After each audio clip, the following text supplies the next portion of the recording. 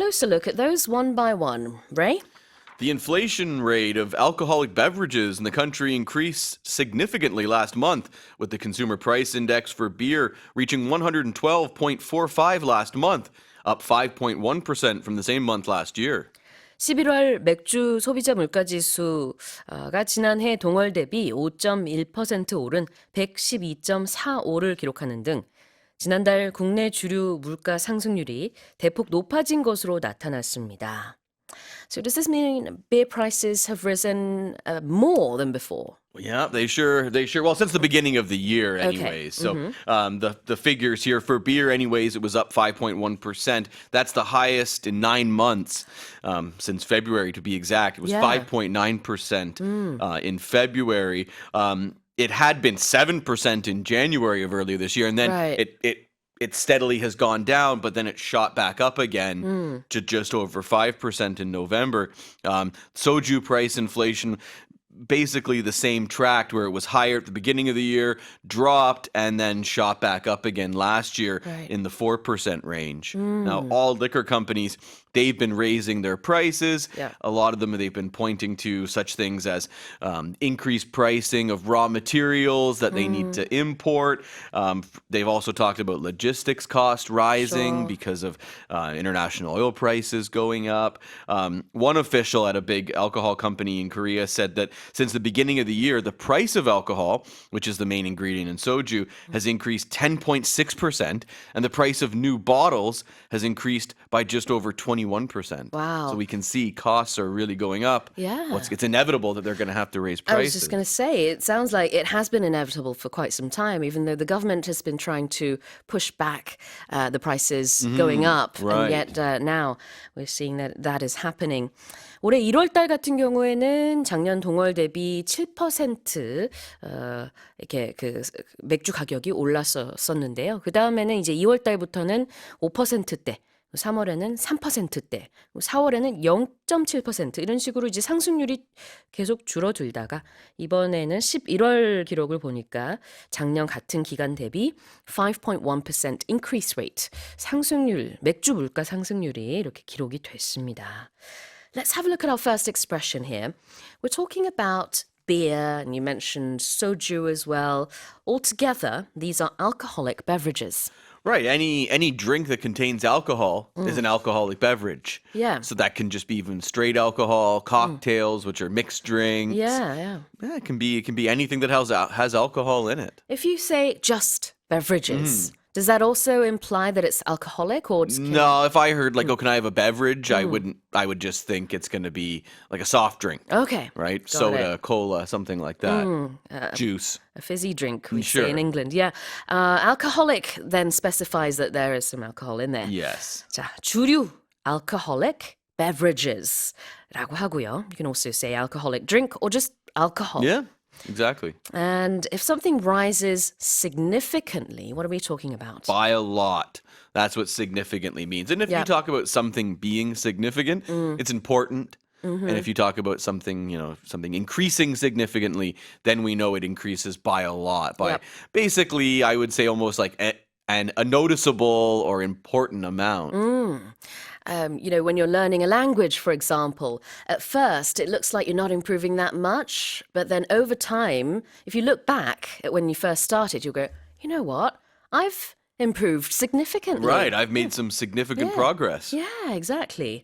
자, significantly는 상당히, 많이라는 뜻이 있습니다. 그래서 improve significantly, 상당히 많이 개선됐다, 향상됐다라는 의미로 우리가 영어 공부할 때도 쓸 수 있겠고요. 어떤 가격이 많이 올랐다, 상승률이 많이 올랐다 할 때도 역시 쓸 수 있습니다.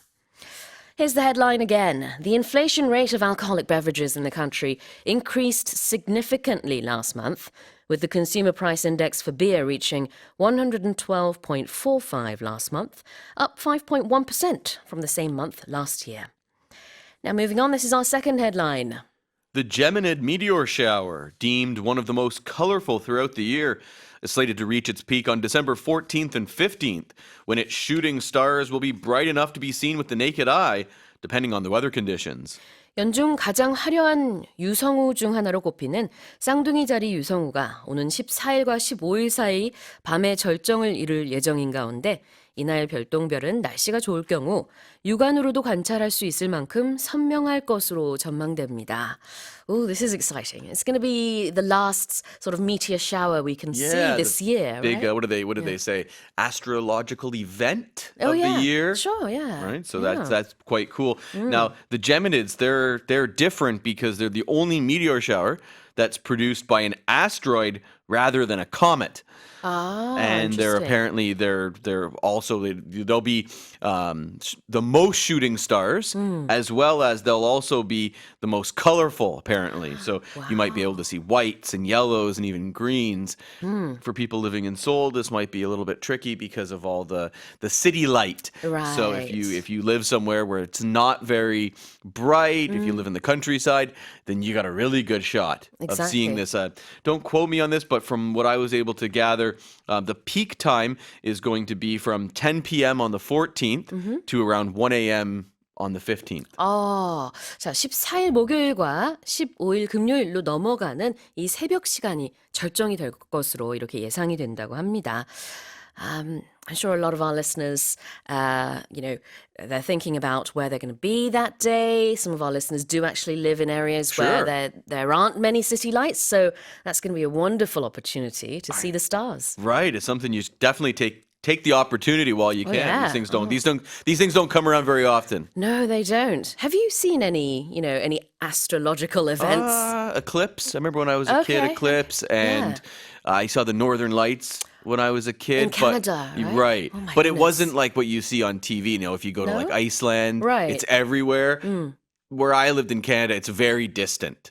Still, And you can still it's see on my it. bucket list. Exactly, but Yeah. it's not like above you really. It's like in the on the horizon. But Like is it it's- fluorescent green like I in the remember pictures? I remember it pink. Okay. But this is so long ago. Sure, like I was sure. a kid when I saw it. Yeah, I don't actually remember ever seeing anything, that was newsworthy Okay. before. So whenever I read things like this and whenever I hear people say, oh, I watched it, I got I've a glimpse seen of it, that. yeah, I'm so envious.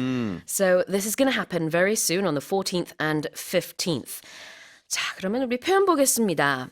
This is deemed one of the most colorful, astrological events of the year. When you say deemed, it means something is judged to be that thing or considered by a lot of people to be something. Yeah. It can also be a certain thing is judged or considered a certain way by like an authority, right? A lot of times we'll talk about this in sports. You'll hear this. So during a game, a player gets injured, and then they're on the sidelines or they're back in the dressing room, and then the announcers will report, so and so has been deemed unfit to return for the game. So this person is considered or has been said to be, or is, Yeah, it's like diagnosed even. Because even like the team yeah. trainers, the team doctors have a look. No, there's something wrong. We need to send you for an X-ray or an MRI.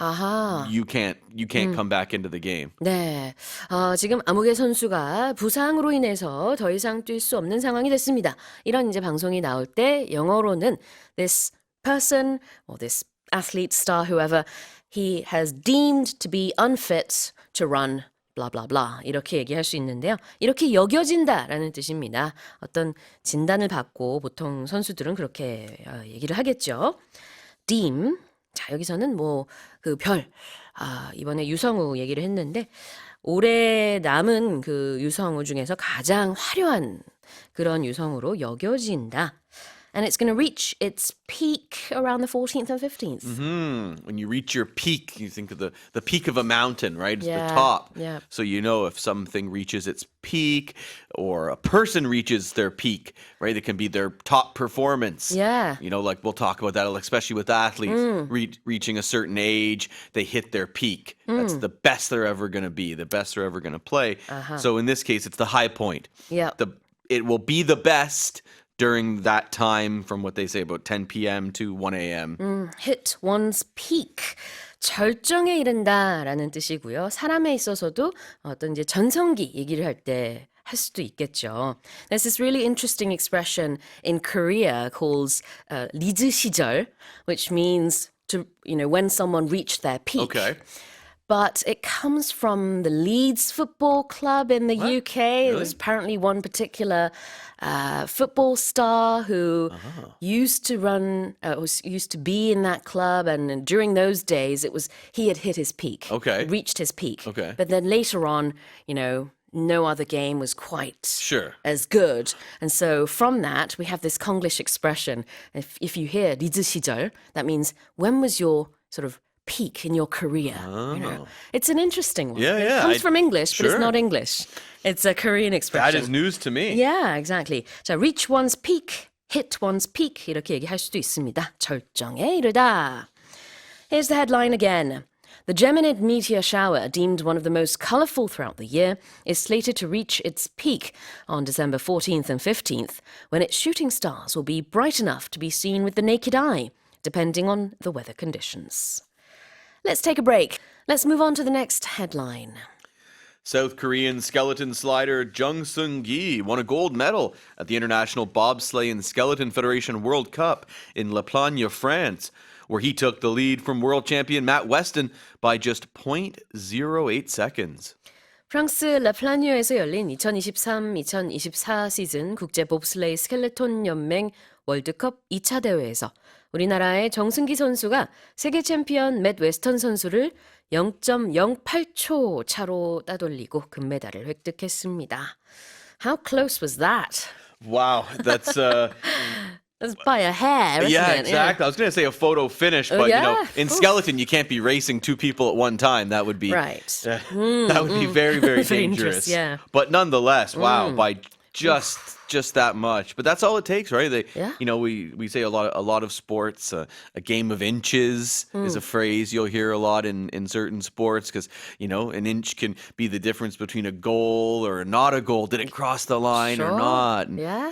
in this case, it's just a matter. 0.08 seconds. Fraction of a second. That's all it takes. And this particular player, I guess they call them sliders in skeleton. Yeah, I thought that was really cool. Yeah, it Never is heard kind of that cool. before. I'm a Well, slider. Yeah. Right? I guess I wasn't familiar with this sport, but yeah. Few people are really. It's that sport that you really only hear about during the Olympics, isn't it? Oh, yeah, it is. Yeah. 슬라이더라고 한답니다. 이제 스켈레톤 선수를요. So, yeah, could you give us the records? So it was 2 runs. So okay. it's a combined score, 2 minutes Right. and 0.61 seconds. Ooh, okay. And as we mentioned, just 0.08 seconds ahead of Britain's Matt Weston. So Jung has had quite a career already, but just hadn't reached his peak. And is this his peak? The gold medal? It's definitely the high point at the moment, right? Right. He keeps winning gold medals, then we could say, his peak is this. The time that when he's on top. Yeah, he right? could continue his winning streak. Right. So if Hopefully. you just win 1 gold medal, that's your peak. But if you have a career where you're on top, then you could sort of call that a lot of times in sports, we'll call it someone's prime as well. Prime. Like primetime news. Yeah, exactly. So Jung has won 3 silvers and 2 bronzes in the past, but this is the first gold at a world championship. So, big congrats. Yeah, saw some pictures. He looked very happy. I can imagine. obviously. I can imagine. I would just be happy surviving that sport. I watched a little bit just to refresh my memory on the skeleton, and wow. yeah. I just wonder how people get into that. How do you decide like? This is going to be my path in life, because when I was a kid, I did lots of tobogganing down hills. In Canada, I guess you're more used to that sort of winter sports, yeah. right? But like to do the skeleton, obviously there's there's not just skeleton tracks all over the place. Exactly, Like I've yeah. never seen one with my own 2 eyes. Yeah. You'd have to go somewhere special to actually get a chance to. How do you get good at it? That's what I wonder. It's definitely sort of niche in a way. Oh yeah, big time. And you definitely Yeah. would need money to be in a sport like that. Yes. Now, skeleton slider you mentioned earlier on, so you don't say skeleton runner or athlete or player. No, I guess slider's Slider. the term they use for it. That's kind of cool. This is just a technical term. 그래서 스켈레톤 종목의 선수를요, skeleton slider라고 한다는 거고요.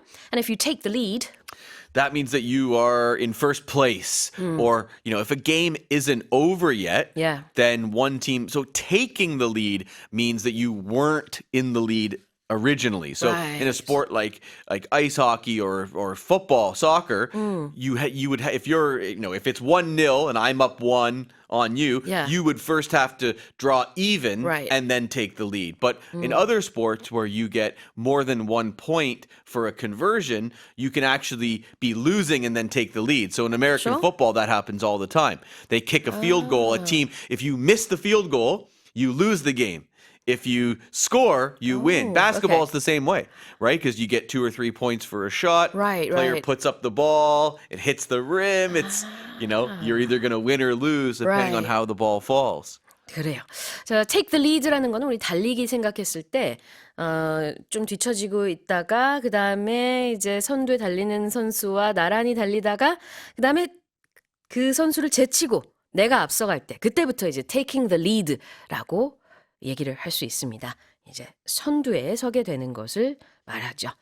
So John, of course, has taken the lead. He's snatched the victory. He's won the crown. Right. So, I would assume here that Matt Weston went first. Yeah. He was in the lead. And then with Jung's performance, it was better. So he Right. took over that top spot. Exactly. 네, take the lead라는 표현이 이렇게 쓰였습니다. Here's the headline again. South Korean skeleton slider 정승기 won a gold medal at the International Bobsleigh and Skeleton Federation World Cup in La Plagne, France, where he took the lead from world champion Matt Weston by just 0.08 seconds. And Climate activists in Italy have staged a so-called eco-vandalism by using a dye to turn Venice's Grand Canal green in protest at what they said was a lack of progress at the COP28 climate summit in Dubai. 두바이에서 열린 유엔 기후변화협약 당사국 총회 COP28에서 실질적 진전이 이루어지고 있지 않다며 이탈리아 기후운동가들이 염료를 이용해 베네치아 대운하물을 녹색으로 물들이는 이른바 에코밴들리즘 시위를 펼쳤습니다. Tell us more, Ray. Well, these are protesters from the Extinction Rebellion group. We've talked about them. They're the yes, we have. they're the geniuses that go and try to vandalize works of art to Well, to they're protest. eye-catching, I'll tell you that. I mean, They make headlines. They make headlines. They make headlines. I don't know if they do much else, but they make headlines.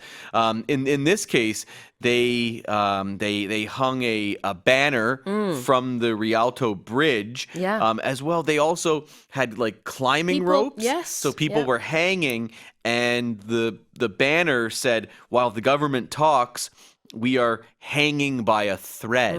So the phrase to hang by a thread means so if something or someone is hanging by a thread, they're in a very precarious situation, Yeah. very risky. You could fall at any point. You could fall at any point, or you could just sort of, your life could collapse at any point. You might not even survive, right? Yeah. Someone who's very, very sick. Maybe last week it felt like you were just hanging on by a thread I at some felt like point, that. Yeah, right? I did, yeah. So that's the messaging that they were trying to use here. Well, the water turned green, as you mentioned earlier on, sort of a fluorescent, very bright green. I Yeah, have to they say. said they used a fluorescein dye that was harmless. Okay. is what they said. All right. Let's have a look at the main expressions. So-called eco-vandalism. So-called. So when you use this phrase to mean that you don't really believe Yeah. what you're saying. But So that's you'll what they say. Yeah, you'll hear a lot like, "Oh, well, the so-called experts were all wrong." Ah, So when you say so-called experts, you're saying you don't really believe that they are experts. 그래요. 그러니까 말하고 있는 사람은 동의할 수 없는 상황일 때 그렇게 말한다. 소위 뭐뭐뭐다. 이른바 뭐뭐뭐라고 한다. 라는 것을 강조하기 위해서 so-called 뭐뭐뭐라고 하고요. 그 다음에 이제 quotation 마크 안에다가 씁니다. so-called eco-vandalism. 환경을 위한 공공기물 파손이라고 소위 그들은 그렇게 부른다. 이런 거죠. 그래서 우리가 이제 토끼 표시라고 하기도 하고 우리말로 요거 quotation mark 같이 씁니다. so-called. 자, 그 다음에는 dye. not D-I-E. D-Y-E. DYE. So this is a dye is a substance that's used to change the color of something. So I'm sure many of our listeners have dyed their hair at Yeah. some point. Like Have you? Yeah. Oh, you have? When I Oh. was in high school, that was really cool to do. To dye your hair. It was the the 90s where, frosted tips were a cool thing. So white then? Blonde, yeah. Oh, blonde. Yeah. Interesting. Right. Oh. And then you let your roots grow out and Yeah. you just have frosted tips. Yeah. Those were 염색- cool at one time. You see like my grade 11 pictures, pretty funny. That should be interesting if we can get a hold of that. I'll see if it's in my phone. I'll show you. 자, 머리 염색하는 거를 이제 dyeing 한다라고 해요. dye가 염료거든요. 그리고 이제 참고로 염색 얘기가 나왔으니까 뿌리 염색할 때는 get your roots done. 이렇게 표현해도 됩니다. 그냥 뿌리를 하다 이건데 이제 뿌리 염색한다라는 걸로 통용이 되거든요. All right, well, here's the expression again. Not the expression, sorry. The headline. Climate activists in Italy have staged a so-called eco-vandalism by using a dye to turn Venice's Grand Canal green in protest at what they said was a lack of progress at the COP28 climate summit in Dubai. California teenager of Korean descent has made history for being the youngest person to ever pass the state's bar exam and is now working as a practicing attorney. 네. 미국 캘리포니아의 한 한국계 10대 소년이 변호사 시험에 사상 최연소로 합격해 검사로 임명되는 진기록을 세웠습니다. 그 변호사 시험에 합격했고 그 검사로 임명됐으니까 소년이라고 여전히 불러도 되는지 잘 모르겠어요. Tell us more. This is amazing. Peter Park is his name, Okay. not Peter Parker for Spider-Man fans. Like when I first saw it, I'm like, what is his name? Similar though. Right. Yeah, Peter Park. Peter Okay. Park, right? Okay. He just turned 18 at the end of November, but when he wrote the bar and got the final results, he was still 17. I see. So The bar would be the legal exam. the exam that you need to write to become an attorney in the U.S. And each state has their own bar exam, Yeah. where there's slight variations based on you'd have to obviously study more state laws than especially California, right? Yeah. Each state has their own version of it, but Right. at the end of the day, they're still quite similar. Yeah, no, this is just incredible. He's just turned 18, as you said, and he's become the youngest ever attorney in the state of California. And he's of Korean descent. He's of Korean descent, so I wonder why we're talking about it, right? There we go. That would be why. But yeah, Yeah. it's still quite an amazing story. It He actually is. started high school when he was 13 years old. Okay. And at the same time, he enrolled in a 4-year law program at Northwestern California University School of Law, and he was able to do it due to a rule that allowed students to apply for law school after completing college-level proficiency exams. So he was still in high school, but was also doing in a law degree. university. Yeah, so this guy makes I don't know, he makes me feel really lazy. Maybe he makes everyone else feel pretty much the same way. Sure. 아, 정말 뭐 천재라는 말이 네, 하나도 어색하지 않네요. 피터 박 씨입니다. 지난달에 18살이 돼 가지고 지금은 이제 18세인데 캘리포니아에서 가장 나이가 어린 최연소 검사가 됐습니다. 박 씨네요. 피터 파크. 13살 때 이미 고등학교 진학도 했지만 노스웨스턴 대학원, 캘리포니아 대학원에서 그 법학 박사 과정에 지원을 했었다. 와. 자, 우리 표현 보도록 하겠습니다. To make history.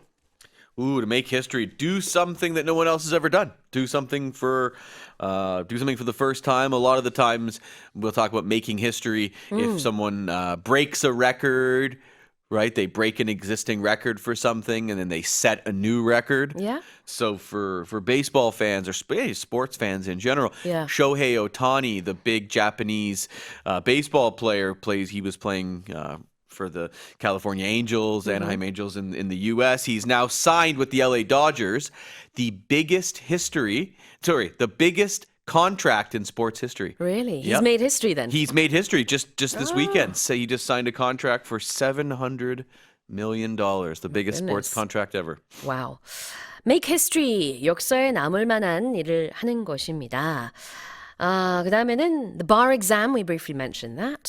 Yeah, the bar exam. So that's the written exam that people have to take if you want to become an attorney in the U.S. 사법고시라고 보면 되겠죠. 다시 한번 읽어볼게요. A California teenager of Korean descent has made history for being the youngest person to ever pass the state's bar exam and is now working as a practicing attorney. And that's it for our headlines. 잠시 쉬어가도록 하겠습니다. And those are today's headlines. Let's have a closer look at those one by one. The country's outbound shipments rose around 3% in the first 10 days of December compared to a year ago, according to a preliminary data from the Korea Customs Service. 관세청이 발표한 수출액 잠정치 자료에 따르면 이달 10일까지의 수출이 1년 전보다 3%가량 증가한 것으로 나타났습니다. Tell us more, Paul. Exports are up. They were marking $15.79 billion in that cited period, and that's up 3.3% on year. Average daily exports were increasing by 18%, and the number of working days decreasing by 1 to 7. Then we have exports of ships and automobiles. They were rising 14.3% and 13.2% respectively. Semiconductors are down. They slipped 4% on year during this period, this 10-day period. We also saw imports dropping for this period, 15.3% on year to around $17.2 billion. And that means we have a trade deficit for this time of $1.46 billion. That's smaller than the deficit, the shortfall we had a month ago, which was $1.74 billion. Now, obviously, we aim to have a trade surplus. Exactly. So we're getting one step closer. Okay, all right. Well, let's have a look at this expression here. You did mention that this is about exports. Yes. Another word for that would be outbound shipments. Yes, we talk about outbound going out, inbound going in, homeward bound, you're John Denver.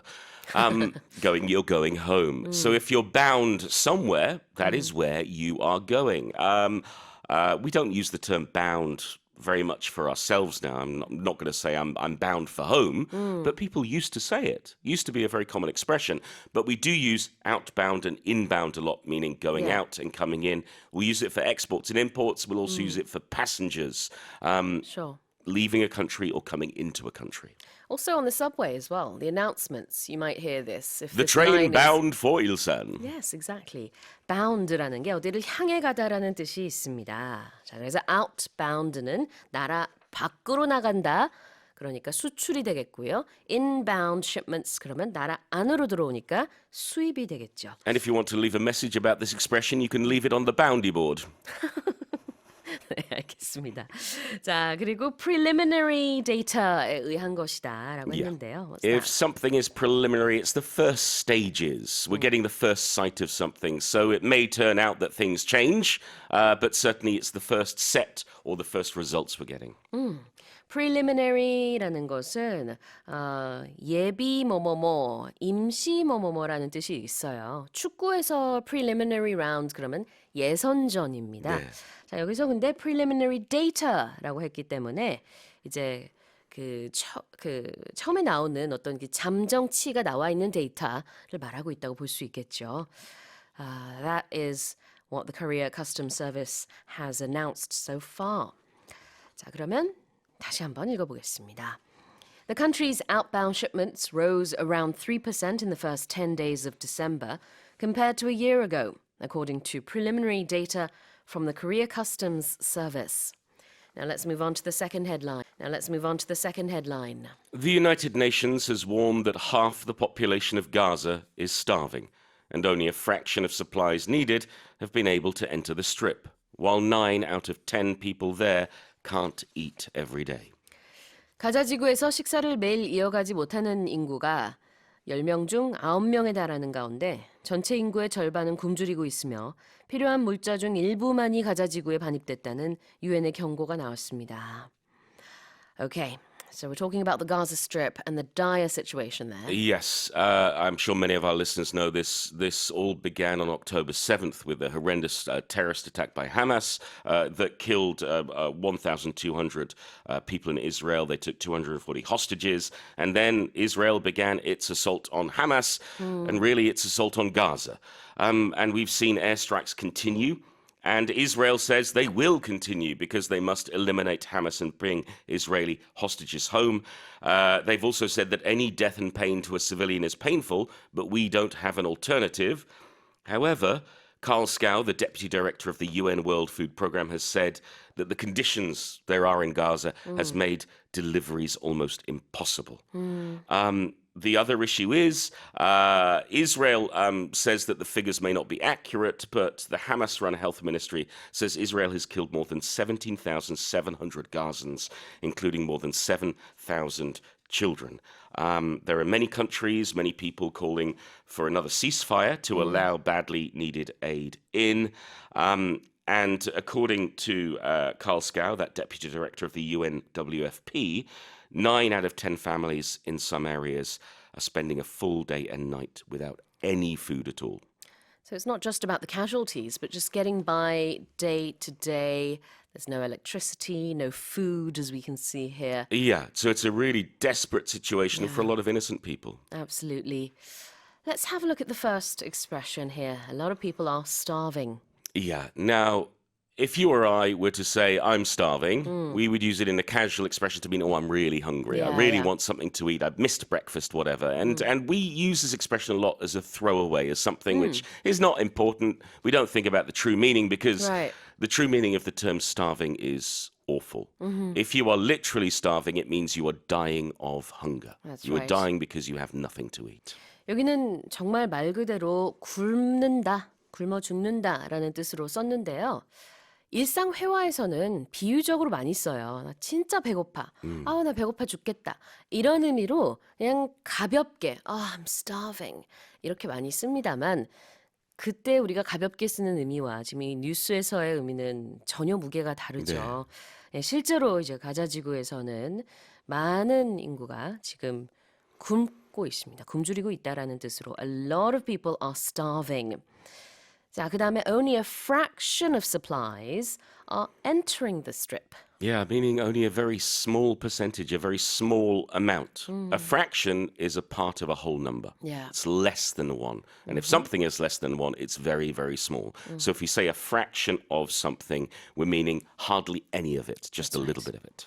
이 fraction이라는 거는요. 수학에서 말하는 분수입니다. 4분의 1, 5분의 1 이런 것들이요. 그렇지만 이게 비유적으로 a fraction of 그러면은 아주 작은 일부라는 뜻이에요.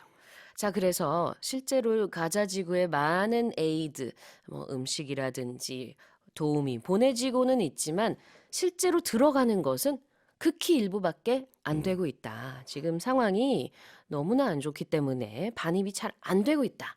이런 의미가 되겠고요. 여기서 the strip는 Gaza Strip를 말하고 있는 거죠. Well, here it is again. The United Nations has warned that half the population of Gaza is starving and only a fraction of supplies needed to have been able to enter the and only a fraction of supplies needed have been able to enter the strip, while 9 out of 10 people there can't eat every day. The teenage twins of jailed Iranian activist Narges Mohammadi have accepted the Nobel Peace Prize on her behalf for her work fighting against the oppression of women in Iran. 여성을 억압하는 이란 정권에 맞서 싸운 공로로 올해 노벨 평화상 수상자로 선정됐으나 현재 구금 중인 이란의 인권운동가 나르게스 모하마디를 대신해 그녀의 10대 쌍둥이 자녀가 상을 대리 수상했습니다. Okay, so tell us more about this. Yes, well, they're her 17-year-old twin children, Ali and Kiana. They've been living in exile in Paris with their father and flew to Oslo City Hall to accept it on behalf of their mother, who was awarded in October, but cannot receive it because she's currently in prison in Tehran, in Iran. Years. Yeah, because she's been fighting for freedom and for women's rights and for all sorts of things for decades. And so she left a note to be read out. She said, Iranian society needs global support, and you, journalists and media professionals, are our greatest and most important allies in the difficult struggle against the destructive tyranny of the Islamic Republic government. And she thanked these journalists and everyone for all they've done. She's currently serving a 31-year term, I think it is. So she still has many years to go. Hopefully the oppression will end and she'll be freed. But at the current time, you know, it is what it is. It's hard to know with political prisoners because they remain political prisoners until the politics change. Exactly. 자, 그 아들딸입니다. 17살이고요. 알리와 키아나 라마니가 현재 이제 파리에서 지금 망명 중이군요. They live in exile. 그래서 직접 이 상을 대리수상을 할 수 있었고요. 어머니인 나르게스 모하마디는 지금 벌써 몇 년째 계속 구금 중이고 앞으로도 이 30몇 년 형을 살아야 되는 그런 억압된 상황에 있습니다. 안타깝게도. 자, 한번 표현을 볼게요. Her children received the Nobel Peace Prize on her behalf. I'm sorry, I'm unavailable for the next 20 seconds. Could you please explain this on my behalf? All right. On Paul's behalf, I shall explain what it means to do something on one's behalf. And that means to do something instead of someone. And Oh, you done? yes, I'm done. Oh, I think. thanks for doing that instead of me.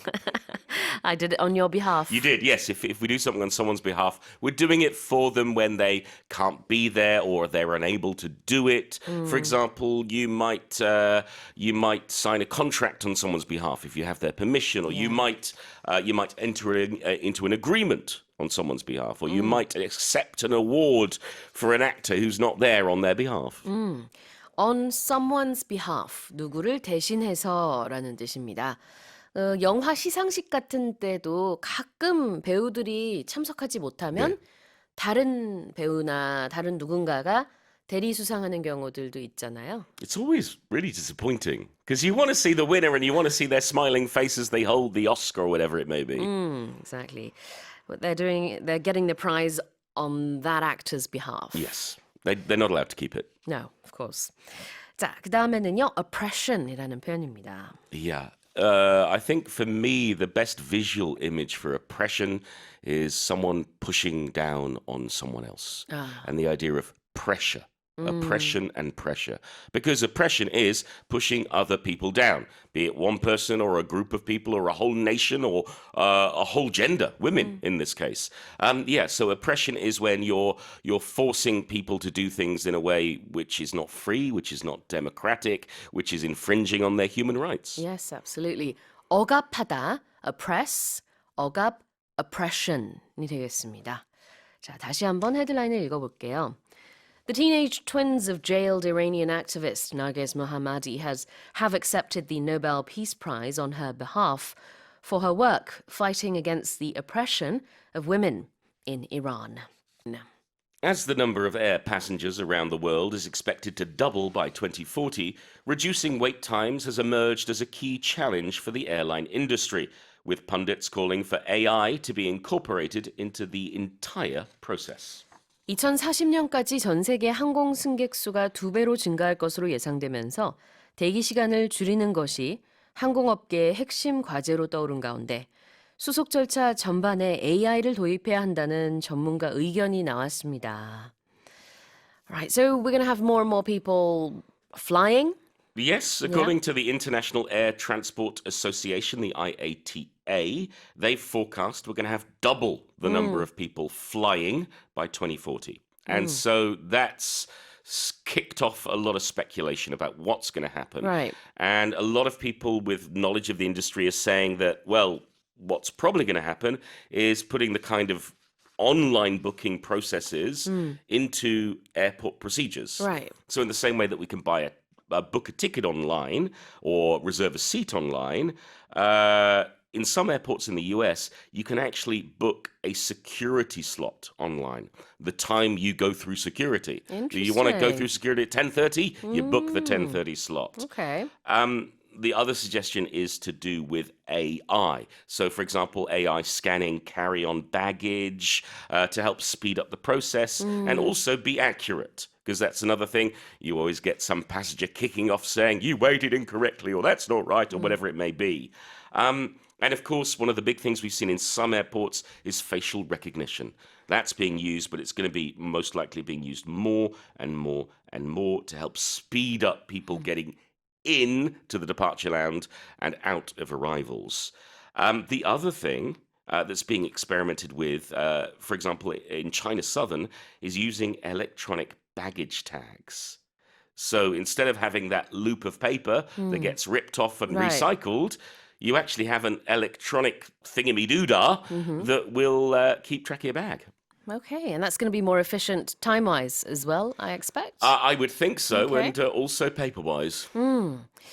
자, 이렇게 비행기를 타고 여행하는 사람들의 숫자가 많이 늘어날 것으로 예상되는 가운데 그렇다면 대기 시간도 이제 마찬가지로 늘 수도 있잖아요. 그런 대기 시간, wait time을 어떻게 줄일 수 있을까? 여러 가지 고민이 나오고 있는 것이고요. 여기에서 AI를 활용하면은 좋겠다라는 여러 가지 방안들이 제시가 되고 있습니다. Let's have a look at the first expression. Reducing wait times has emerged as a key challenge. It has appeared, but not surprisingly, not suddenly, not in an instant, in a flash, but over maybe a little bit of time. If something emerges, it's not a quick reveal. It's Okay. maybe a slightly slower reveal. emerge라는 것은요. 모습을 드러내다 아니면은 어딘가에서 쫙 올라와 부상하다라는 뜻이 있습니다. 그러니까 reducing wait times라는 이 문제가 key challenge 하나의 도전 과제로 이제 부상했다라고 보면 될 것 같고요. 그 다음에는 pundits, so experts, Yes. they are calling for AI to be incorporated in the entire process. Yeah, if you incorporate something into something else, you're either mixing it into it or you're making it a part of it. So, for example, on a Tuesday, Sue and I like to incorporate a little bit of humor into our explanations to help make it easier to understand. 네, 포함시키는 것을 말하는데요. 방송하면서 중간중간 이제 폴 선생님이 유머를 가미해서 이렇게 설명을 많이 해주시죠. 그럴 때 Paul incorporates humor into his explanations. Yeah, I don't have to. No, There you may don't. be some listeners who don't want me to, but I do. 네, 그래서 incorporate가 뭔가를 더해서 포함시킨다라는 뜻이 있는데 여기서는요 AI를 활용하다, 포함시켜서 이 전체적인 과정에 있어 보다 더 효율적으로 움직일 수 있도록 승객 수는 많아질 것인데 거기에 대한 여러 가지 방안들이 당연히 나와야겠죠. Yeah. So, for example, if maybe your doctor says you need to lose some weight, you decide to start incorporating yoga into your daily routine. That's a good idea as well.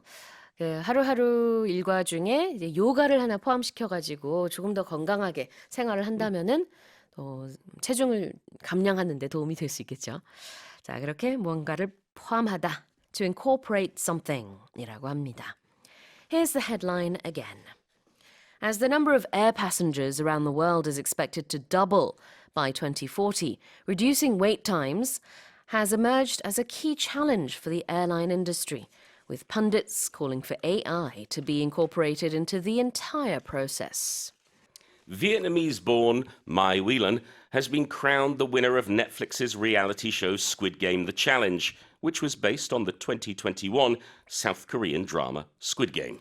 2021년에 방영된 한국 드라마를 바탕으로 만든 넷플릭스의 리얼리티 쇼 오징어 게임 더 챌린지에서 베트남 출신의 마이 웰런이 최종 승자로 선정됐습니다.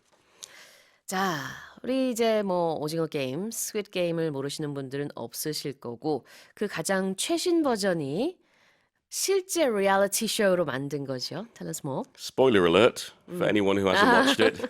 This is the conclusion. I hadn't seen the final episode until and then I saw this headline. So I guess now I know who wins now. It's been a really interesting show. Basically, there were 456 contestants, just like the TV drama, and Mai Whelan beat them all, and Yep. she got $4.56 million. Wow. It got down to the final three. There was a button pressing game. One got knocked out, and it ended up between two contestants, Mai and a guy called Phil. They did rock, paper, scissors, and Mai got it. It's astonishing. She did an amazing job. As a viewer, she was a really lovable character. She's sort of a mother figure to the other contestants. Okay. It was great to watch her. She's also got an interesting backstory.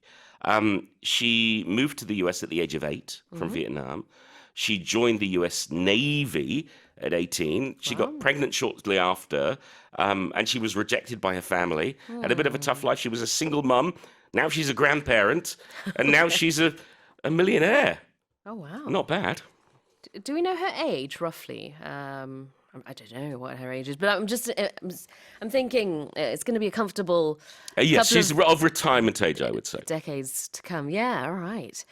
자, 저 오리지널 스퀴드 게임 그 드라마를 바탕으로요. 실제로 미국에서 제작했죠, 이거. Yes, but filmed in the UK. 아, 영국에서 촬영을 했고. 네, 그래서 실제로 이런 리얼리티 쇼처럼, 아니, 서바이벌 쇼처럼 만든 겁니다. 네, 보신 분들도 계실 테고, 또 못 보신 분들도 계실 수 있는데요. 원래 스퀴드 게임에 있었던 게임들도 있고, 또 새로 만들어진 게임들도 있는 것 같더라고요. Yeah, they had all the old favorites and then some new ones as well. So you never knew quite what to expect. 맞아요. 그래서 이제 거기에 참여하고 상금 456만 달러가 마지막에는 다 걸려 있는 건데, 요거를 what's her name? My Whelan. My Whelan이라고 하는 이 베트남 출신의 여성이 받게 됐답니다. 최종 승자가 됐군요. All right. Well, congratulations to her. Yeah, I mean, good luck to her and her money, and Yes. sorry to the other 455 contestants. 네, 저도 앞에만 살짝 봤었는데 저는 이게 이런 서바이벌 쇼인 줄 모르고 처음에 틀었어요. 네. 그래서 이거 너무 느낌이 드라마랑 다른데? 뭐지? 이렇게 생각을 하다가 이거 진짜 서바이벌 쇼구나. 그러면서 다치는 사람은 없습니다. No, but 여기는, 네. but I have read articles and some interviews that said it was very cold and the hours were long and it was actually a real survival test for all of them. 그랬군요. 다 잠자는 공간 있잖아요. 그 약간 체육관처럼 생긴. 네. 거기도 거의 다 그대로 재현을 해가지고 Yeah, they made it 침대들, just like the series. 똑같이 했더라고요. 자, 표현 보겠습니다. My Whelan has been crowned the winner. Meaning you've been made the winner. You can crown a king, you can crown a queen, you can crown an emperor, but you can also crown a winner, Yep. meaning you give them the crown or the prize or the trophy or whatever it may be. That's right. To be crowned라고 하면은요, 왕관을 씌워지다, 왕관을 쓰게 된다라는 뜻으로 어떤 이제 높은 자리에 오른다는 뜻이 전통적으로는 있었을 거예요. Yeah, I think it's also important to note that the word crown doesn't always have to be a king's crown or a queen's crown. There are other kinds of crown. Yeah, exactly. 그래서 여기서는 이제 물리적인 왕관은 당연히 없지만 그런 이제 좋은 높은 자리에 오르게 됐다. 위너가 뒤에 나왔죠. 우승자 자리를 차지하게 됐다라는 뜻으로. Just in the same way that Sue will be crowned best DJ at EBS 2023. Thank you. 자, 그래서 Have you not got the email yet? No, where is this email? I'll talk to Peng Sue. 자, be crowned the winner. 정말 많이 쓰이는 그런 표현이라고 볼 수 있을 것 같아요. 그래서 특히 뭐 대회에서 많이 나오죠. This person has been crowned the winner, or they won. 이거랑 똑같은 말이에요. They got first place, they won, they were crowned the winner. 네, 그렇습니다. 뭐 다양하게 우리가 표현을 할 수 있는데 1등을 차지했다라는 뜻으로. 자, 그 중에 하나가 되겠고요. 그 다음에는 it's based on Korea's Squid Game. Yeah, if something is based on something else, it means it's not original. It comes from that original, whatever it may be, whether it be a novel or a TV series or a movie or a painting or a song or whatever. You can base things on all sorts of things. It can be based on real life even. That's right. Based on 무언가를 토대로 한다라는 뜻이 되겠죠. 그래서 한국의 오리지널 그 넷플릭스 시리즈 오징어 게임을 바탕으로 그걸 가지고 각색을 좀 하고 그 다음에 서바이벌 게임, 리얼리티 쇼로 만들어서 이번에 넷플릭스에서 또 상영을 하고 있는데요. 네, 거기에서 최종 승자가 이렇게 나왔습니다. 네. All right, well, here's the headline again. Vietnamese-born Mai Whelan has been crowned the winner of Netflix's reality show Squid Game: The Challenge, which was based on the 2021 South Korean drama Squid Game. And that's it for today's headlines. And those are today's headlines. 자, 이제부터 헤드라인을 하나씩 자세히 살펴보겠습니다. Karen? The number of newly married couples in Korea fell more than 6% in 2022 compared to the previous year, while the proportion of couples having no children has reached an all-time high, according to Statistics Korea. 통계청 최신 집계에 따르면 지난해 국내 신혼부부 수가 전년 대비 6% 이상 감소했고 자녀가 없는 부부 비율도 역대 최고를 기록했습니다. This is a trend we've been seeing for some time, isn't it? Yeah. So, us more. so the number of newly married couples, they say it came to 1.03 million last year. It's down from the previous year's 1.1 million. And newlyweds here refer to couples who have tied the knot for the first time in the 5 years up to November 2022. So the figure has shown a downward trend from 1.47 million back in 2015 to 1.32 million in 2018 and 1.18 million in 2020. So we're seeing a steady decline in that number. And of the couples, 46.4% did not have children. So that's about 50%. It's a record high proportion since 2015. And that's when Statistics Korea began compiling related data. So it seems like more and more people are happy to stay single. Yeah. Either that or they get married and they just Don't decide have not. kids. Yeah, exactly. Yeah. All right, let's have a look at the main expressions. Newly married couples. Right. So we call people who have gotten married recently newly married. So newly means recently or lately. And we usually use this with married. Yeah, or You know, wed. It comes together all the Yeah. time. Right. So my example sentence was the newly married couple decided to put off their honeymoon until next year. 새로 결혼한이라는 뜻이죠. 그러니까 신혼이 될 텐데요. 신혼인 이 커플은 허니문은 내년으로 미루기로 했다. 이런 예문이 되겠고요. Newly married couple 대신에 newlyweds 라고도 부릅니다. As one word, yeah. That's right. Yeah. 그래서 한 단어 wedding 할 때 그 wed를 써가지고요. newlyweds. 이것도 역시 신혼인 커플을 말합니다. The proportion of something이라는 표현도 볼까요? Right. The proportion of something means the number or amount from a group or a part of something when compared to a whole. So when we're talking about, a piece of a pie, we say a proportion of, a part of a pie. So we're talking about relationships or relationship of one thing to another when we're talking about the size or an amount. So for example, you could say at a college, the proportion of men to women. Right. So that would be, the number of men compared to the number of women at a particular college. The proportion of something, 무언가의 비율이라는 뜻이 되겠습니다. 오늘 다루게 되는 헤드라인에는 이 표현이 두 번이나 나와요. 그래서 다시 들으실 때도 바로 이 비율 생각하시면 될 것 같습니다. Well, here's the headline again. The number of newly married couples in Korea fell more than 6% in 2022 compared to the previous year, while the proportion of couples having no children has reached an all-time high, according to Statistics Korea. Of one-person households in the country reached a new high last year amid rapid aging and an increasing number of young people delaying marriage. 급속한 고령화와 결혼을 미루는 젊은 층의 증가 속에 지난해 국내 1인 가구 비율이 최고치를 경신했습니다. And here it is again, of course, proportion Yep. is used here. One-person households가 바로 1인 가구가 되겠고요. Tell us more, Karen. Right. So, it is the end of the year, so we're getting a lot of these statistics Yeah. on how people are living in Korea. So, according to Statistics Korea, the percentage of these one-person households, meaning just one person living alone, has jumped 1.1 percentage points from 33.4% the year before to reach an all-time high of 7.5 million for an increase of 340,000. And just taking a look at the people's age groups, they say people in their 20s accounted for the largest proportion of these single-person households at 19.2%, followed by those in their 70s at 18.6%, and those in their 30s at 17.3%. And this is just talking about everyone. And when they split it up into women and men, they found that it was a little bit different because for women, they found that those in their 70s and older accounted for the largest share, followed by those in their 20s. Interesting. Again, these stories go hand in hand, the first and the second stories there.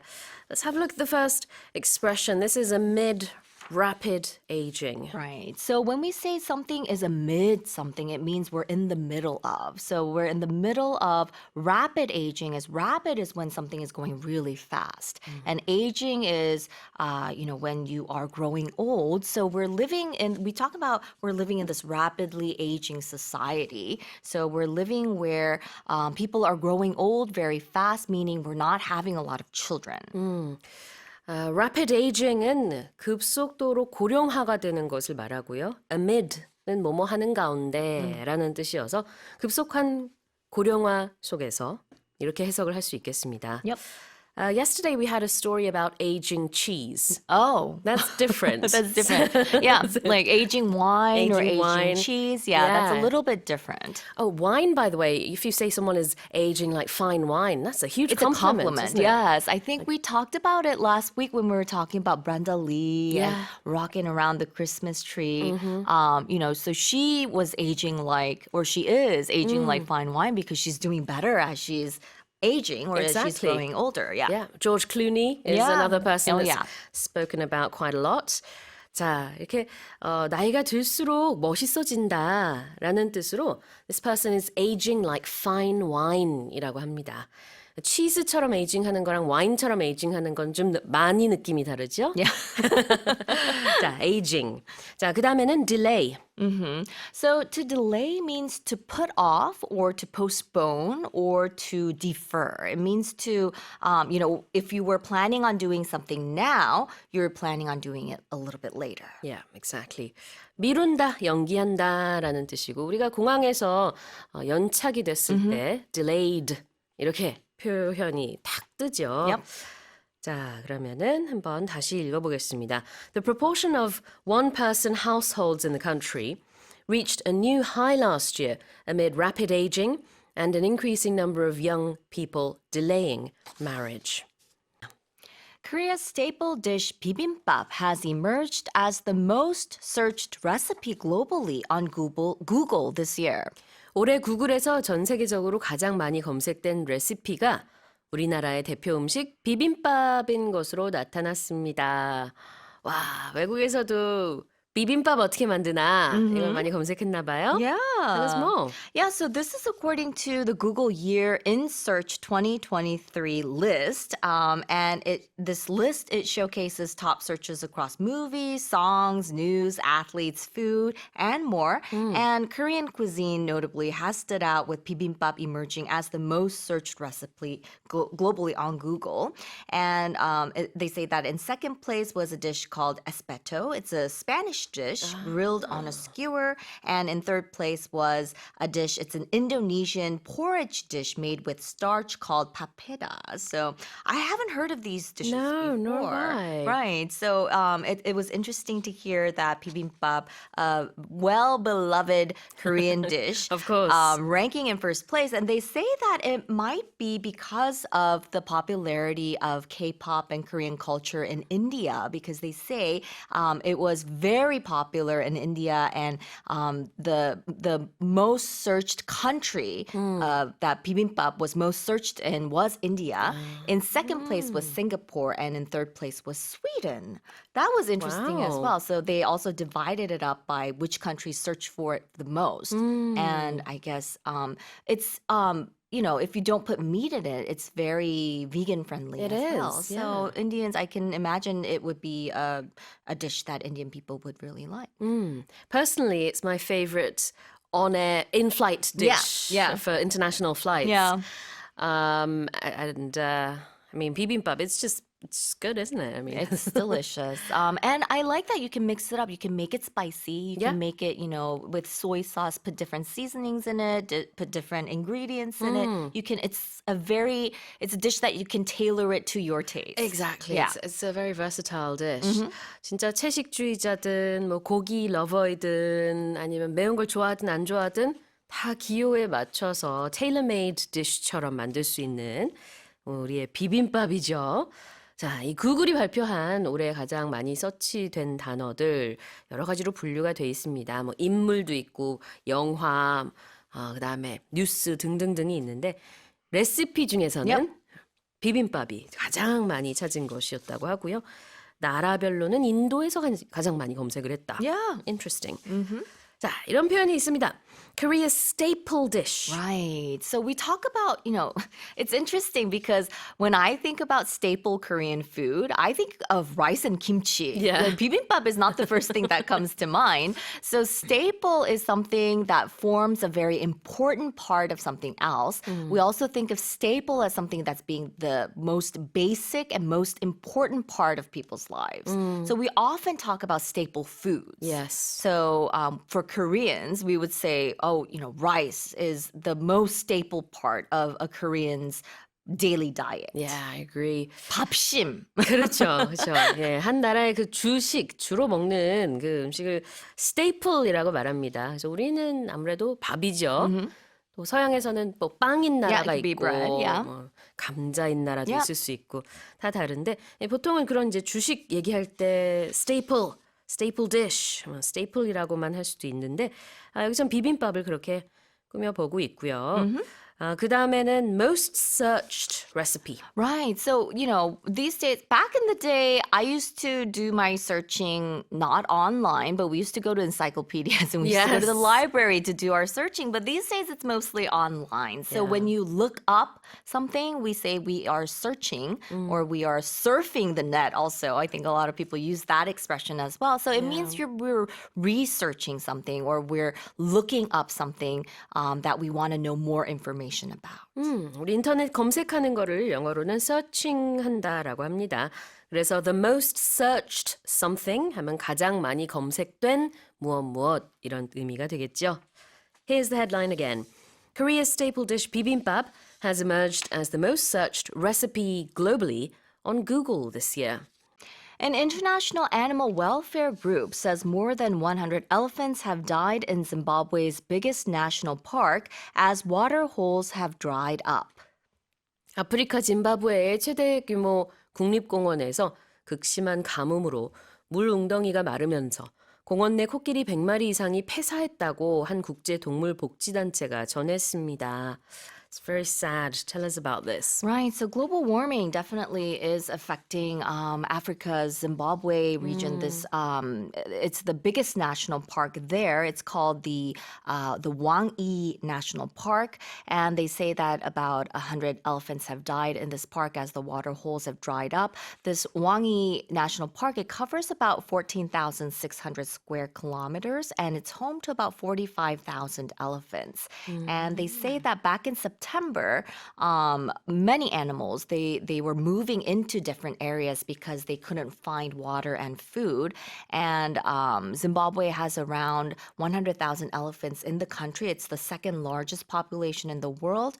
And if this continues, I feel like they're saying that this phenomenon is recurring. So global warming is just it's causing havoc not just for people but definitely for animals and for it's going to cause a lot of damage not just for the short run, but we're seeing the immediate effects of it. Exactly. Yeah. I hate to imagine a world where children don't know what elephants are. Yeah. And elephants are very smart, and they go around in groups and they care for each other, don't they? Yeah, I heard they're very protective Yeah. of each other, of their herd. Yeah. Exactly.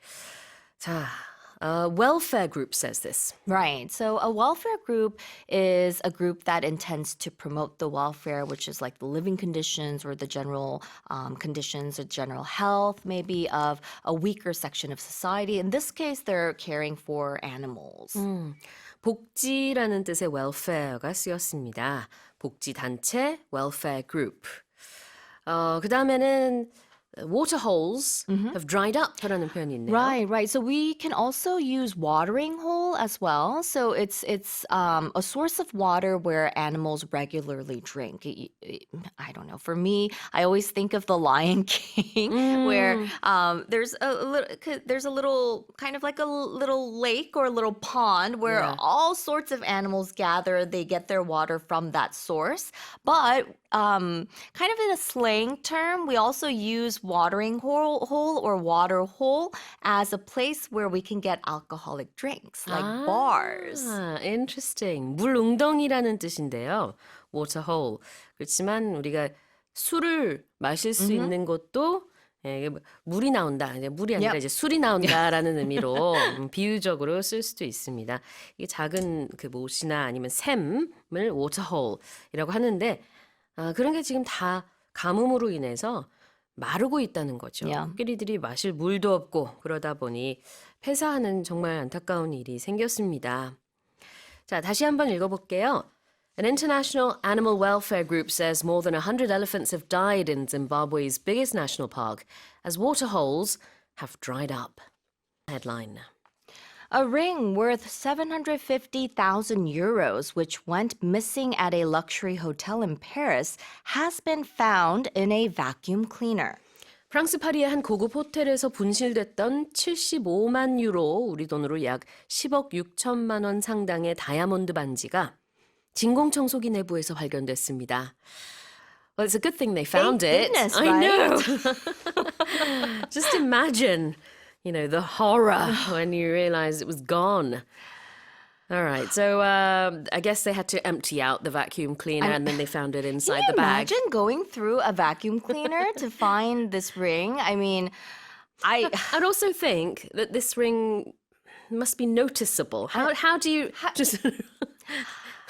yeah. I Anyway, mean, it's it the happened. price of a house. It's It's very, very expensive. yeah, but like we said, thank goodness they found it because Yeah. the owner, she was a Malaysian businesswoman who was a guest at the hotel. She was about to file a lawsuit against the hotel. Yeah. And because she suspected someone of stealing it, and why not? I mean, she probably left it there. If it's gone, I would assume someone stole it Yeah. as well. And there's been many cases where I think Kim Kardashian, I think she lost her engagement ring. Really? Someone stole it. I think so. So, anyways, they said that the security guards at the hotel, they found the ring lying among the dust in a vacuum bag. So they must have shut down the hotel, told all the staff to Empty there. empty everything, look through every nook and cranny to find that ring because it's worth so much. And if you're a hotel, this is not the kind of attention that you want to bring on yourself, right? So the newspaper there, the local paper said that the guest had traveled to London, but will now return to Paris to collect the ring. Aha. And the hotel, they offered her a couple more nights to stay to make up for the inconvenience. I don't know what kind of inconvenience that would make up for. That wouldn't help at all. And she apparently, she said no. And she just decided to return. But she told the police that she left the ring on a table in her room when she went shopping in the city for a few hours. When she returned, it was gone. And the police, they found it. So they're going to look after it until she returns and she's able to collect the ring. 그래요. 말레이시아의 이 사업가 여성이 이 파리의 호텔에서 10억 원이 넘는 이 다이아몬드 반지를 잃어버렸습니다. 처음에는 이제 도난당했다라고 생각을 했었고, 그러나 나중에 샅샅이 뒤져보니까 they looked through every nook and cranny 이렇게 얘기를 했죠. 정말 구석구석 다 본 겁니다. 청소기도 다 뒤집어 보고 그랬더니 진짜 아니나 다를까 vacuum cleaner, 진공청소기 그 백 안에 있었답니다. 정말 다행이에요. I don't know. I mean, such a big, shiny ring getting swept up in a vacuum cleaner. I 몇 was kind of 캐럿인지는 우리가 모르나요? Yeah, I don't know. I was 알겠습니다. thinking maybe the cleaning lady swept it up in the vacuum on purpose. Oh, who knows? Because she knows where it is. 여기 아가사 크리스티 나오나요? Yeah, 여기 지금 but that's just 어떻게 해서 me. 청소기 안에 들어간 것일까? 혹시 누가 훔쳤다가 그다음에 또 넣어놓은 게 아닐까? 네, 이렇게 소설을 쓰면 또 안 되겠고요. I wonder what it looks like, though. I'm very curious. Me too. 자, the ring initially went missing. Yes, it went missing. So we say something goes missing when we can't find it anymore. So when something goes missing, it becomes lost or it disappears, but it's usually used when it's under very suspicious or mysterious circumstances. So when we suspect that someone has stolen it or if we think that something has been stolen, we usually use this expression. Exactly. 자, 뭔가가 없어졌을 때, 분실됐을 때, it's missing. it went missing 이렇게 표현할 수 있고요. 사람에 대해서도 Yes. 실종됐을 Right. 때요. missing persons list 그러면은 실종 그 리스트, 실종자 리스트가 되겠죠. missing이라는 표현이 이렇게 없어졌을 때 많이 씁니다. 사람에도 물건에도. 근데 참고로 우리가 이제 분실물 센터는 영어로 missing을 쓰지 않고 Nope. lost and found. Lost and found. Yep. 네, 그때는 이제 잃어버렸지만 다시 찾은 물건이라는 뜻으로 lost and found라고 해요. 자, 그 다음에는 luxury라는 표현이죠. Yeah, luxury. Luxury is usually something that costs a lot of money. Yeah. It's something that adds to your pleasure or adds to your comfort. But it's not absolutely necessary. It's not something that you would need for your daily life. You know, something like food or food for sustainability. Yeah. But something that would bring a lot of pleasure to you or comfort and would cost a little bit of money. Luxury can be an adjective, it can be a noun as well. You could say it is a luxury. In this case, it's an adjective here, a luxury hotel. Yep. 고급 호텔이라는 뜻이고요. 이 단독으로 luxury를 썼을 때는 어떤 사치품이라는 의미로도 쓸 수 있습니다. 우리도 많이 쓰는 것 같아요. 그냥 럭셔리하다 이렇게 우리말 섞어가지고 말하기도 하는데 그럴 때는 luxurious Yes. 이렇게 영어식으로 표현을 하는 게 영어 문법상으로는 맞습니다. Here's the headline again. A ring worth 750,000 euros, which went missing at a luxury hotel in Paris, has been found in a vacuum cleaner. 자, 이제부터 헤드라인을 하나씩 자세히 살펴보겠습니다. This is our first headline. A survey has found that 5 out of 10 Koreans are planning to tighten their purse strings in 2024 on inflation and falling income. 국민 10명 가운데 5명이 물가 상승과 소득 감소를 이유로 내년에 소비 지출을 줄일 계획이라는 여론조사 결과가 나왔습니다. Tell us more, Ray. Well, this survey was of 1,000 Koreans aged 18 or older. Just over 52% said they intend to cut back their spending in 2024. According to the findings, 43.5% of the people cited high consumer prices, inflation, as the prime reason for their plan to cut back spending next year. 네. 내년도에 소비를 좀 줄여야겠다라고 대답한 이 1,000명의 설문조사 대상자 중에 50%가량이 소비를 줄이겠다고 했었고요. 조금 더 구체적으로 보면은 which areas are they planning to cut down spending on? We're looking at travel and eating out, That's right? one of the things, right? Just over 20% said they would reduce travel and then eating out at restaurants, which obviously is quite expensive. Yeah. 15% say they're just going to spend less money on leisure activities and cultural activities. About 13% of the people said they have concerns over job losses or they expect to have a decrease in income. One of the big reasons, another big reason why. 응답자 중에 13% 정도는 실직의 그런 두려움도 굉장히 높다라고 대답한 것으로 나타났고요. 소비를 줄일 계획은 이제 분야별로 봤을 때 여행, 외식, 문화활동 등등의 소비를 줄이겠다 이렇게 답변한 사람들이 많았답니다. Let's have a look at the first expression, to tighten one's purse strings. That just means save money. It's an old-fashioned expression that it means it's time to... people will also say tighten their belts. Yeah. Sometimes you'll hear that sometimes. It just means you're going to have to save money. You're going to have to find ways to spend less and still Exactly. survive. 네, tighten, 꽉 조이다. One's purse strings, 돈주머니의 끈을 꽉 조인다. 이 얘기는요, 소비 지출을 줄이겠다라는 뜻이 되겠습니다. 자, 그리고 falling income. Falling, decreasing. You could talk about falling prices. Falling prices are good. Falling Sure. income is not good. We'd rather see rising income. Yes. income는 소득인데 그것이 아래로 뚝 떨어지는 거니까요. 소득이 감소하는 걸 말합니다. falling income. And too bad so many people have had to deal with falling income but rising prices. So that's leading to so many people having to tighten their purse strings. Very true. Here's the headline again. A survey has found that 5 out of 10 Koreans are planning to tighten their purse strings in 2024 on inflation and falling income. Quantity or size of dozens of products has gotten smaller without a corresponding decline in prices, adding to growing public complaints about shrinkflation practices. 국내 유통되는 수십 가지 제품의 크기와 용량이 줄었으나 가격은 그에 맞춰 내리지 않아 기업들의 shrinkflation 관행에 대한 소비자들의 불만이 커지고 있습니다. Have you ever opened a packet of crisps or chips, whatever you call them in America and Canada, and gone, what Oh, is this? Like half is just air. That's kind of the most noticeable one, isn't it? Yeah. Is bags of potato The chips. packaging might be big, but you open it up and there's only a little bit at the bottom. Yeah. Yeah, that's what we're talking about here. This type of thing, right? Where you companies downsize the amount of the product you receive, Yeah. but they keep the prices the same and the packaging might look the same too. So people don't quite realize, oh, I'm actually getting a lot less for my money now. Exactly.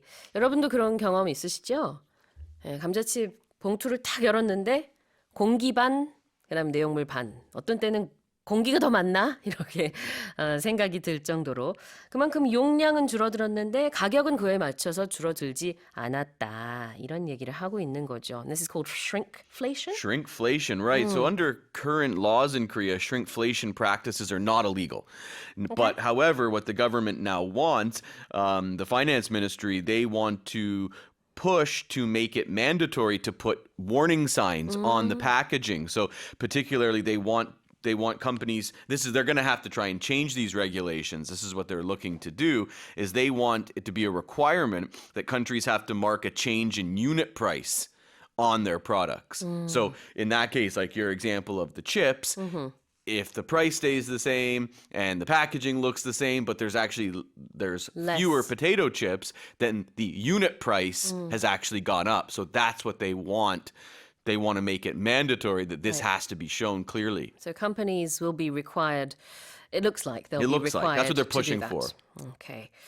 자, 그래요. 인플레이션 물가 상승 때문에 모든 것의 가격이 오른 것 같이 느껴지는데 거기에 이제 맞춰지지 않은 이 내용물 감소와 그다음에 가격이 지금 맞지 않는 이 상황, shrinkflation 관행인데요. 앞으로는 이제 가급적이면은 그런 것이 표시가 되도록 하겠다라는 얘기가 되겠고요. Let's have a look at the expression here. Corresponding. Corresponding, right. So in this case, it means similar or matching. Right, so that's how we would understand corresponding. So you can also talk about, when we talk about year over year, or we Yep. compare prices to one period of last year, we could call that the corresponding period last year. So prices were up, prices were down, my income was up, my income was down, whatever it is, compared to the corresponding period last year or last quarter. 네. quantity하고 size. 그러니까 그 양이나 사이즈는 줄어들었는데 거기에 corresponding 하는 상응하는 가격 prices는 줄어들지 않았다. 이런 얘기를 지금 하고 있고요. corresponding이 무엇에 해당된다, 상응한다라는 뜻입니다. 자, 그다음에 growing public complaints. When something is growing, it's increasing. When a person grows, they get bigger, they increase in size. So that's what this means. It means more and more people, the public, the people, are starting to complain. 네, 점점 커지는 대중의 불만을 말하고 있습니다. Here's the headline again. The quantity or size of dozens of products has gotten smaller without a corresponding decline in prices, adding to growing public complaints about shrinkflation practices. Let's take a break. The Arctic saw its warmest summer on record this year, according to the 2023 Arctic Report Card, with the average temperature reaching 6.4 degrees Celsius. 2023 북극 성적표에 따르면 올해 북극의 여름 기온이 평균 섭씨 6.4도에 달해 역대 가장 높았던 것으로 나타났습니다. Wow, it's not good when one of the coldest parts of the country is getting warmer and warmer. The 2023 Arctic Report Card, it was released by the National Oceanic and Atmospheric Administration. So this is the work of 82 authors from 13 countries. So a lot of different opinions on this, and it found that it was the Arctic's 6th warmest year on record overall, Right. and that the sea ice extent continued to decline. The Arctic report card, we're talking about the North Pole, of course, right? When we Well, talk the Arctic, they define it as all areas between 60 and 90 degrees north latitude. Got it. 자, 그래요. 북극 그 지역의 평균 기온이 상당히 많이 높아져서 이번에는 6.4도의 평균 기온을 여름에 기록했다고 합니다. How dangerous is this situation? It's hard to tell, but what we know so far is it's the highest on record. Yeah, that's right. So what they've said is Greenland's melting ice sheet. It's one of the biggest contributors to global sea level rise. And what they're looking at now, what they're trying to determine is if there are links between weather in the Arctic and extreme weather south of the Arctic. So that's what they're trying to look into right now. Right. Anything above zero is, to me, it just sounds dangerous because it's just supposed to be just ice, isn't it? All right, let's have a look at the main expressions. Something on record. It means when you've recorded something, so you've documented it. And it's usually for statistics, right? To track something, whatever it is, weather, prices, anything, you're tracking it and you're documenting it to see the change. Yeah. Something on record라고 하면은 이제 기록되어 있는 것 중에 우리가 뭐 기록되어 있지 않은 기온들까지도 다 포함해서 말할 수 없어서 그래서 ever 이런 표현을 쉽게 쓸 수는 없어요. 그렇지만 적어도 기록상은 그렇다. On record 중에서는 이러이러한 기온을 우리가 알 수 있고 지금까지는 역대 가장 더운 여름을 보냈다. So when they use on record, it's like from when records started being kept. So that's why they'll say on record. So instead of saying ever, maybe they don't know for sure, but since we've been keeping course. records. And this, the article that I read, it also had this phrase later on in the article as well. It said this year during Canada's worst wildfire season on record. So again, they used that word again Yeah. to talk about the wildfires in Canada. It was the worst since they'd been recording that. Exactly. The next expression is average temperature. Well, average, right? So average is the result you get when you add up a bunch of numbers together, more than two or more, and then divide by the same number of numbers. Yes. So it's a little bit confusing. In this case, summer has approximately 90 days, so they would take all the temperatures, add them all up, divide it by around 90, and see what the average is. I had 61 or 6.1 degrees Celsius was the article that I read. That's what it said. The headline's a Some little bit different. articles, I think, yeah, it looks I like... read the actual report card from the company. 그렇군요. 네, 알겠습니다. 평균 기온이라는 표현을 지금 살펴봤는데 average가 평균이고 temperature는 기온이죠. 우리가 이제 체온 얘기할 때는 body temperature라고 하면 되겠습니다. Here's the headline again. The Arctic saw its warmest summer on record this year, according to the 2023 Arctic Report Card, with the average temperature reaching 6.4 degrees Celsius. Now let's move on to the next headline. The New York Times has listed a Korean fusion restaurant's mulhue noodles in San Francisco as one of the 23 best American dishes of 2023. 뉴욕타임스가 미국 샌프란시스코의 한 퓨전 한식 레스토랑이 내놓은 물회면을 올해 최고 미국 요리 23선 중 하나로 선정했습니다. I wonder if Lee Jung-hoo read this article and thought, okay, I'm choosing San Francisco because he had offers from other places. He could have gone to New York. He could have gone a lot of different places. I can get 물회 Yeah, in San could this Francisco. have been why? Oh, who knows? Have you ever tried 물회? Oh, for sure. Yeah. Yeah, I love it. Oh, yeah, me too. Yeah, it's only been a few years since I first tried 물회, actually, because I didn't even know this dish existed Okay. before. I love it, especially in the summertime. But I'm so surprised that San Francisco, of all places, has a restaurant where they sell this. And now it's one of the most, one of the best American dishes of this year. No, I'm not surprised by it at not? all. Okay. No, because there's so many Korean people in California. I'm not Sure. surprised. The difference with this one is So when you eat it here, I'm trying to remember. Like I like 회덮밥 and that type of thing, or in the naengmyeon when you have some, I like that seafood in there. This one, they say that it has capellini in it, which is like What's a that? pasta. Oh, that's interesting. So Right, that's so- like it's fusion, right? Right. We don't What have kind of that. noodle do they? Is it noodles when you have it here? No, it depends, I guess. Okay. The ones I had, I don't think they had noodles in them. You can have sort of sommyeon, and like the really thin ones. Okay. But it depends. It's a Korean noodle then, not like a pasta, Oh, no, not no. capellini. No, obviously this is a fusion restaurant, so I Right. guess they're adding Italian and Korean. That's kind of what it's I interesting. think. I think it sounds really good. I would try it. 그 샌프란시스코의 물회면은 이탈리아식 파스타랑 그 다음에 한국식 물회를 혼합한 요리군요. Oh, it sounds really interesting.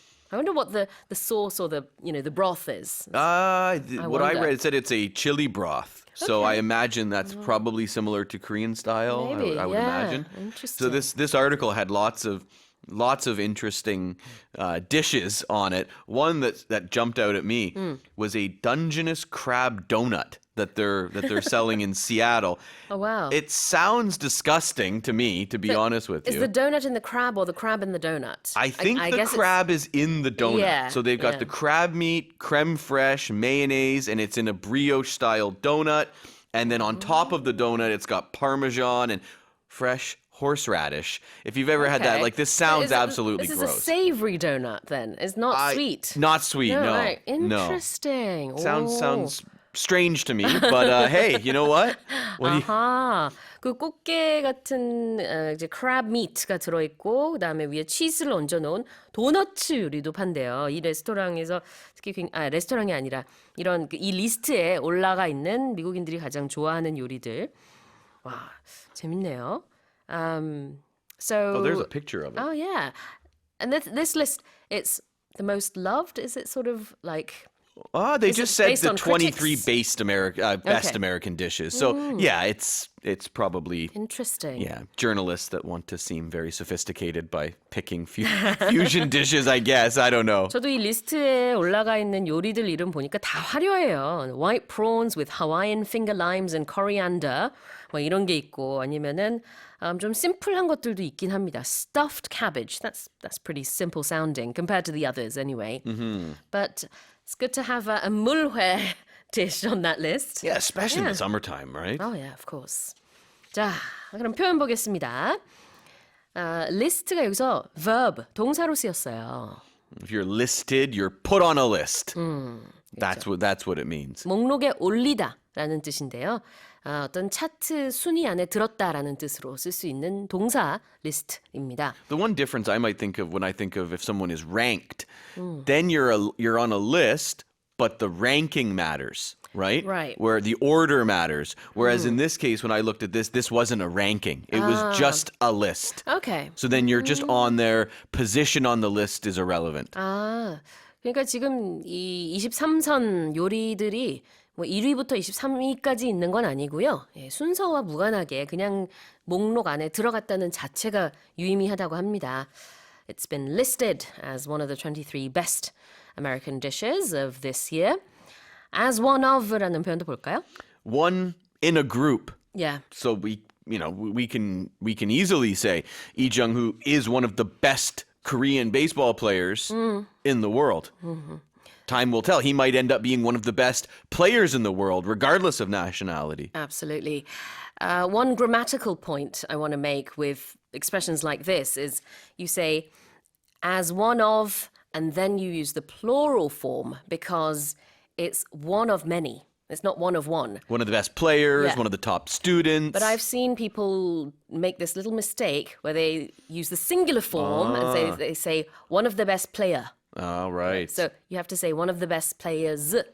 It's one of many. One of the Yeah. group. Think of the group. Exactly.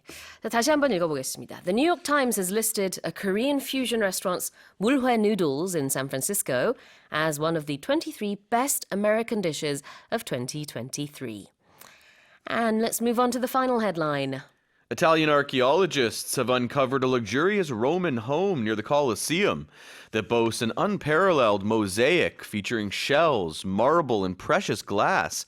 and is believed to be more than 2,000 years old. 이탈리아 고고학자들이 콜로세움 인근에서 조개 껍데기, 대리석, 유리 조각 구성에 더없이 뛰어난 모자이크를 갖추었으며 지금으로부터 약 2000년 전의 것으로 추정되는 고대 로마 시대 호화 주택을 발굴했습니다. Wow. Just imagine when they first uncovered this. Like, what on earth is this? What have we just stumbled onto? Exactly. Amazing. Right. They called this building a domus was the Okay. term that was used in a lot of the articles. And the building, they believe, dates to between the second half of the 2nd century BC and the end of the 1st century BC. So, yeah, they're saying it's more than 2,000 years old. And it was this mosaic that is in this building that is the real star of this show. That's what Yeah. everyone's talking about. 그 우리가 모자이크라고 하잖아요. 영어로는 mosaic라고 합니다. 그래서 mosaic가 이렇게 벽에 그리고 천장에 I think it was just like floor to ceiling almost decorated all around. And there's pictures. So like the mosaic they said it looked like scenes of land and sea. There was weapons and ships. right. So they believe it's possible that the owner of the domus, they think maybe was a nobleman or a senator. They believe he was a senator, someone in the government, that the mosaics represent some military triumph that maybe he was involved in. 네, 지금 보면서 설명을 좀 드리자면은 천장까지는 아니지만 벽화처럼 엄청 거대한 벽화의 느낌이 있네요. 모자이크와 이 색깔도 여러 가지가 사용이 됐는데 그림들도 좀 그려져 있는 것 같고 굉장히 화려한 문양들이 보입니다. Alright, let's have a look at the expressions. Now this house, it boasts an unparalleled mosaic. Normally when you hear boast, someone boasts about themselves. Yeah. They're bragging about, oh, I'm the best player. Oh, did you see how well I played? That's boasting. But in this case, when you talk about like a building boasts something or a city boasts something, it means that it has it. It Yeah. possesses that thing. boast라는 게 사람이 썼을 때는 자랑하는 것이지만 이렇게 새로 발견된 이 유물이 이러한 모습이다라는 뜻으로도 쓸 수 있어요. 그래서 여기서 주어는 이 집입니다. 그리고 그 모자이크로 된 이 벽화가 있다. 그런 모습이 굉장히 멋있다라는 거를 강조하기 위해서 This house boasts a mosaic. 이런 구조로 문장을 쓰고 있어요. 자, 그 다음에는 모자이크 앞에 unparalleled라는 표현이 있는데요. Unparalleled means it just has no equal. It's exceptional. It's amazing. Yeah. So you'll talk about we'll hear about unparalleled success, a company, a team, a player. You just basically never seen this before. It's unparalleled. parallel은 평행선입니다. 근데 unparalleled니까요. 견줄 게 없어요. 전혀 이렇게 비교 대상이 없을 정도로 너무나 뛰어나다라고 볼 수 있습니다. Right? If we talk about parallels between things, it's similarities. So when you say something is unparalleled, it has no similarities. Yeah. There's nothing else like this. It's kind of like it's one of a kind. Exactly. You can't put something side by side and compare it. It's just, the best. It's really good. And like by putting these words together, I think a lot of the time that Korea, the Korean peninsula in general, boasts so many beautiful mountains. Oh, yeah. And I've been to some and I just think, wow, like this is just unparalleled beauty. It's unbelievable. Oh wow, that's really nice, especially coming from someone who lived in Canada. Where Right. you have beautiful mountains too. Not where I lived. Oh, okay. No, where I live is Alright. just flat and boring and just has strip malls everywhere and plazas. Yeah, and It's still beautiful, I'm sure. well, the lakes are beautiful, but I'd never seen big mountains until I came here. 아, 그렇군요. 우리나라의 산을 보면서 레이 선생님이 와, 견줄 데 없는 정말 비교할 만한 게 없을 정도로 너무 멋있다. 이런 생각을 하셨대요. unparalleled가 그런 겁니다. 나란히 놓고 비교할 만한 게 없을 정도로 아주 뛰어난 것. 그런 이제 조개 껍데기 모자이크 벽화가 이 집에서 발견이 된 것입니다. Let's read the headline again. Italian archaeologists have uncovered a luxurious Roman home near the Colosseum that boasts an unparalleled mosaic featuring shells, marble, and precious glass, and is believed to be more than 2,000 years old. 자, 이렇게 해서 헤드라인 살펴봤습니다.